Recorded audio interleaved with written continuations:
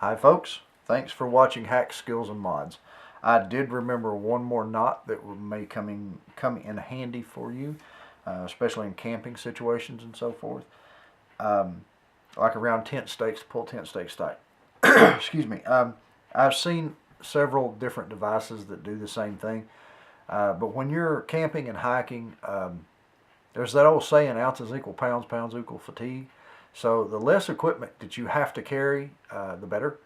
So I've seen devices that you can put on a rope and you can slide it up and it'll bite and it'll hold. And then you can release it and let the rope loose.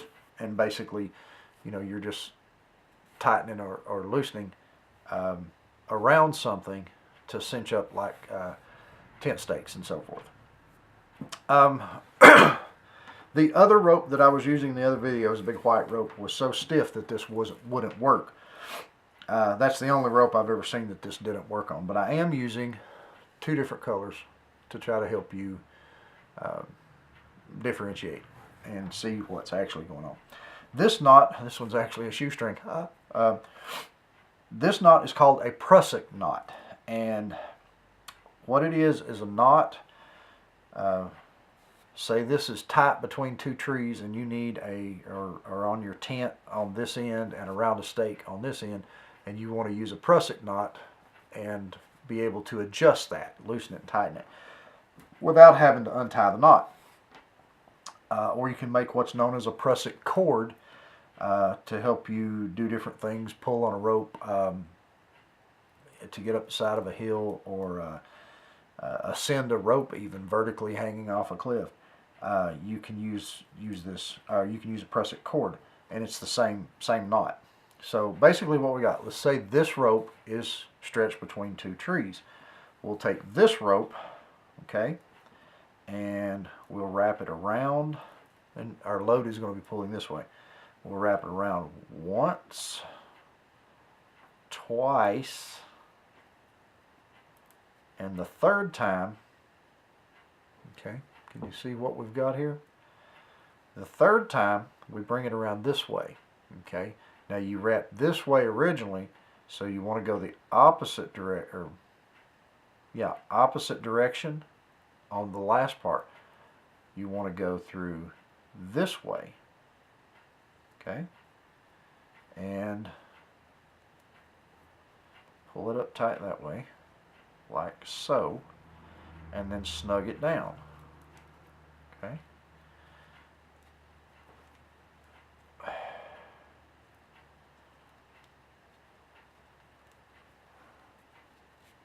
Okay.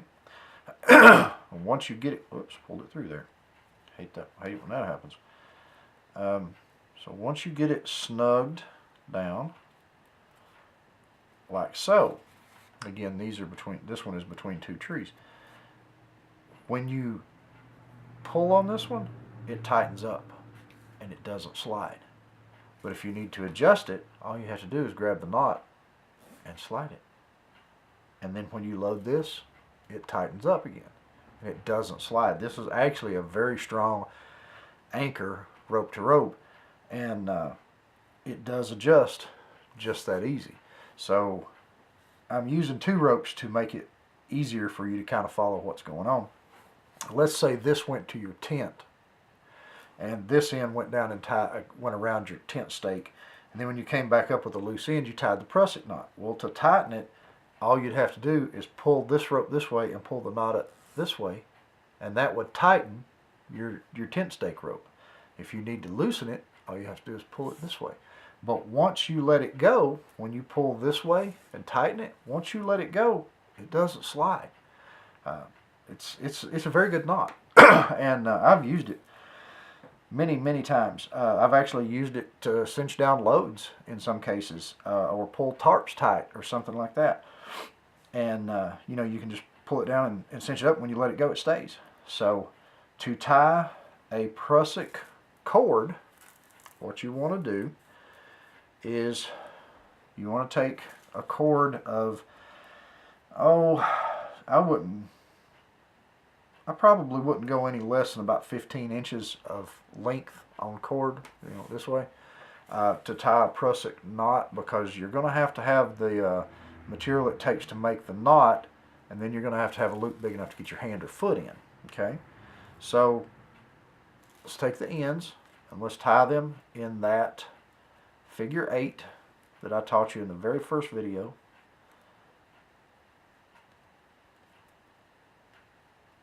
Like so. Okay, and there we have our figure 8. Okay, and we have a loop. Okay, we don't use the place that's got the knot in it. Okay, we use the loop end, or somewhere between on one of the other sides. Somewhere between is actually the better idea. Okay, well, let's say this knot is stretched between two trees. We want to take the loop and lay it across the knot, and we want to wrap it once, twice, 3 times. Okay, now once we get it wrapped 3 times, we want to bring this in a little closer, and it has to be done neatly. You have to have basically that, okay, neatly together. Then we take this end and run it through the loop that we made, like so. Okay,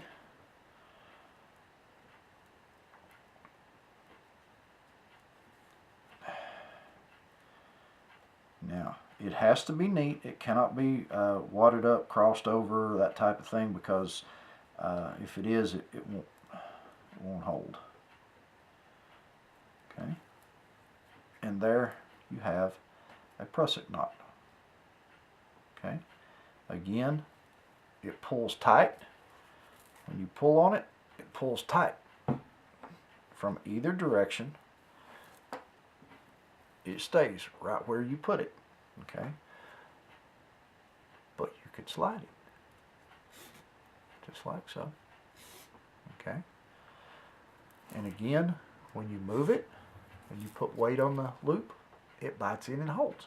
So if this rope were, say, vertical, and you had 2 of these, one at your feet and one at your hands, you could cross your feet over like this to catch the knot and slide it up the rope. Put your weight on the loop and use your hands. Keep one hand in the loop at all times and around the rope, like so. And then use this one to slide up. Oops. To slide up. And then you can put your weight on your hands, like so. Okay, get out of the way, like so. And then use your feet around the one at your feet, like this, and slide it up the rope. And then you got 1 foot in the loop, and you can just inchworm and ascend a rope. So that is a Prusic cord and a Prusic knot. Okay,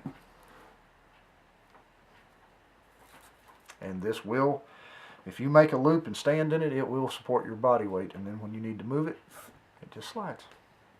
Simple, quick, and easy. Thank you so much for watching my video. Please like, share, and subscribe.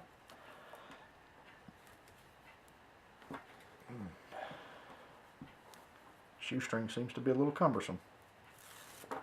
Thank you so much. You folks have a wonderful day.